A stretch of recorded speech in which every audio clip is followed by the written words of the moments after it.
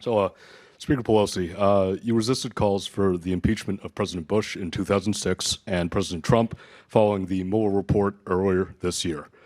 This time is different. Why did you oppose impeachment in the past?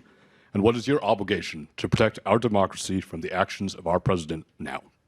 Thank you. Thank you for bringing up the question about, because when I became Speaker the first time, there was overwhelming call for me to impeach President Bush on the strength of the war in Iraq, which I vehemently opposed.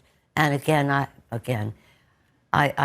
said at other places, that was my wheelhouse. I was intelligence. I was the ranking member on the Intelligence Committee, even before I became part of the leadership of Gang of Four. So I knew there were no nuclear weapons in Iraq.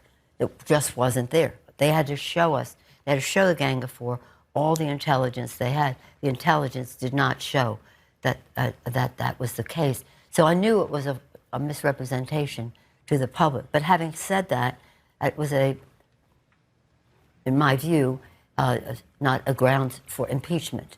They won the election, they made a representation, and to this day, people think that that it was the right thing to do.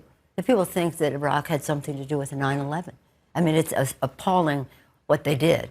But I did, and I said, if somebody wants to make a case, you bring it forward. But they had impeached Bill Clinton for personal indiscretion and misrepresenting about it. Impeached him. Some of these same people are saying, oh, this doesn't rise to impeachment. We're right there impeaching Bill Clinton for being stupid in terms of something like that. I mean, I love him. I think he was a great president. But being stupid in terms of that, and what would somebody do not to embarrass their family? But in any event, so they did Bill Clinton. Now they want me to do George. I just didn't want it to be a way of life in our country. As far as the Mueller report, there was a good deal of the academics said, and 1,000